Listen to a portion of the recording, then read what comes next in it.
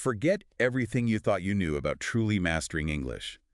There's one specific linguistic challenge that countless learners find frustrating, overwhelming, and often give up on entirely. But what if the way you've been tackling it is actually holding you back from sounding like a native speaker? Welcome to Daily English Practice. Listen and speak. Today, we're embarking on a deep dive into the world of phrasal verbs.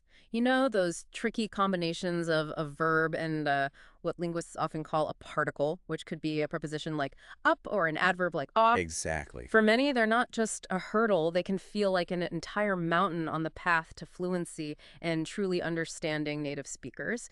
Did you know some sources suggest there are well over 10,000 of them in the English language? It can certainly feel like an overwhelming number when you're facing them. Oh, absolutely. And, phrasal verbs are peculiar because their meaning often deviates entirely from the individual words that compose them. It's kind of strange.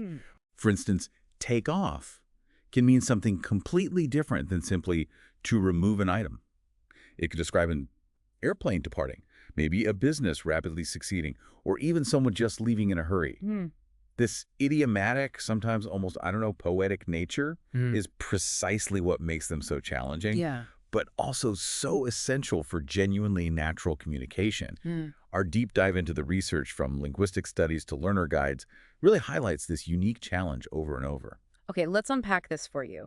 We know from listener feedback and just, well, common observations that many learners hit a wall with phrasal verbs. Yeah, definitely. And this isn't usually a lack of effort, right? It's often because of a few common missteps in how they approach learning them. Exactly. So what are these pitfalls that our sources emphasize we should absolutely try to avoid? Well, one of the most frequent mistakes, and the research really drives this home, is trying to memorize endless lists of phrasal verbs just on their own, in isolation. Ah, the lists. Yeah, just staring at bring up, come across, or get along on a page without any context is largely unproductive. It feels like it should work, though.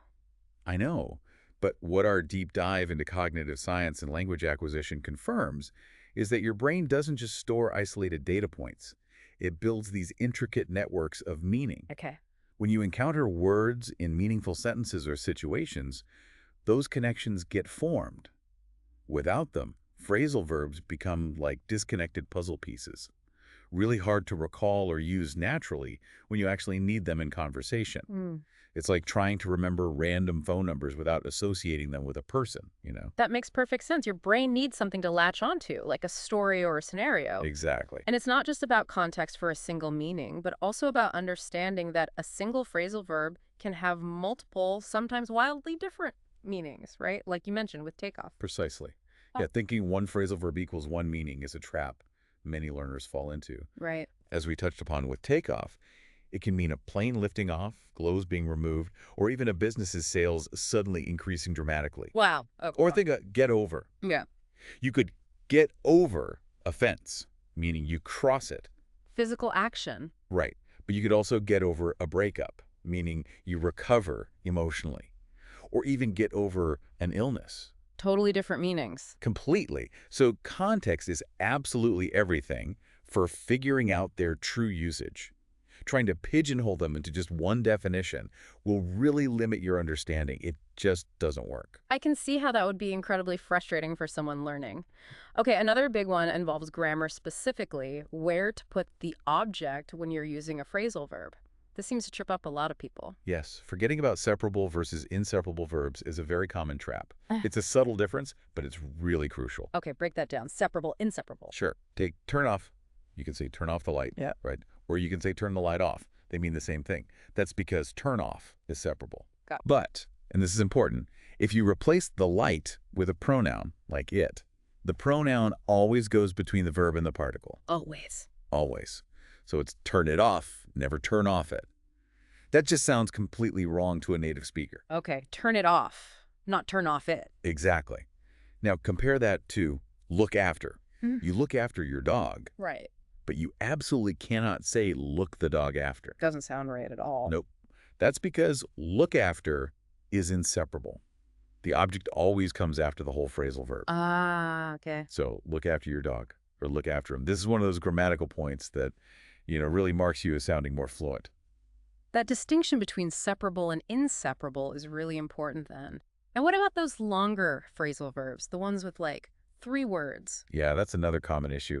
Learners sometimes miss out on a particle, especially with three-word verbs like look forward to or put up with. Mm. It's vital to learn the entire phrasal verb as a single, complete chunk of vocabulary. Like 1 unit.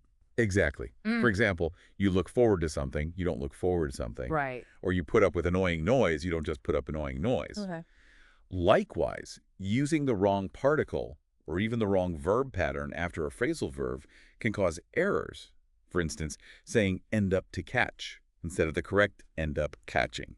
It needs that ing verb. Oh, the gerund form. Yes. Or like run out usually needs of, run out of food. These might seem like small errors, but they can sometimes make a sentence quite difficult to understand, or at the very least sound pretty unnatural. So essentially, avoiding phrasal verbs altogether isn't really a practical strategy if you want to sound natural and truly fluent. Because I know that's a temptation for many learners to stick to the simpler, maybe more formal words. Precisely. Our deep dive into just everyday conversations, listening to how people actually talk, shows that native speakers use phrasal verbs constantly, all the time. Yeah, you hear them everywhere. Think about it. Instead of arrive, we often say show up. Instead of tolerate, we put up with.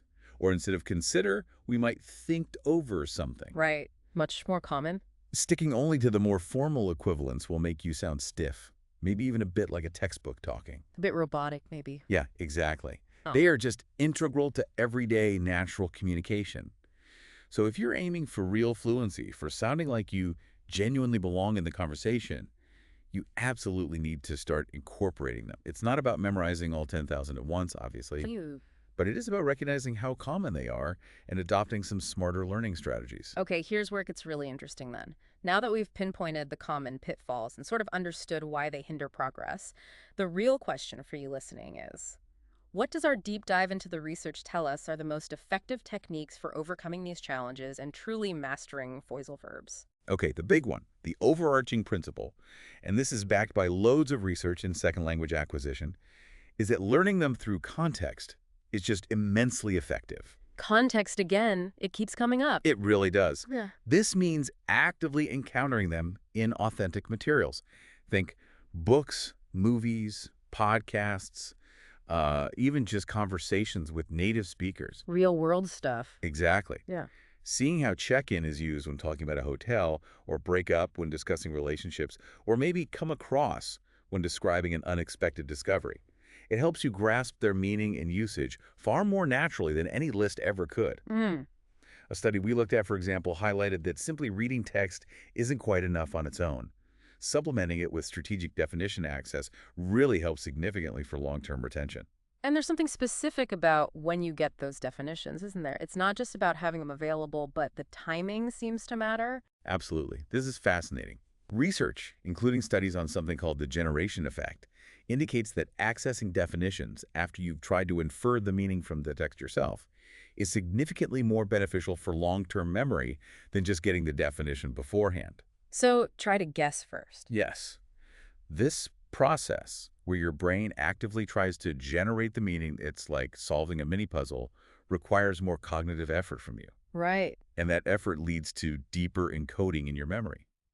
Even if your initial guess is wrong, the act of inferring, followed by the corrective feedback through the definition, actually strengthens the learning process. That makes sense. You're more invested. Totally. It's like engaging your brain's search engine before just being handed the answer.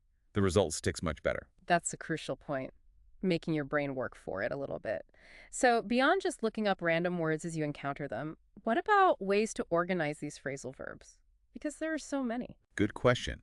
Instead of grouping them by the main verb, which honestly can be incredibly confusing because verbs like get have dozens of phrasal combinations with wildly different meanings. Right. Get up, get on, get over, get by. Exactly. Yeah. A far more effective approach, and this is highlighted in many teaching resources, is to group them by theme or context. Okay, like topic areas. Yeah.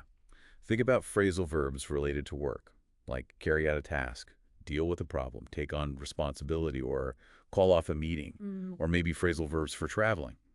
Check in at a hotel, take off for a plane, get off a bus, or set off on a journey. This makes them much more relatable and applicable to your actual life. It helps you build connections between related concepts you might actually use. That seems much more practical. And what about even smaller groupings? You mentioned grouping by the particle itself. That sounds a bit counterintuitive. It can be surprisingly insightful, actually. Grouping by particle can sometimes unlock a deeper understanding.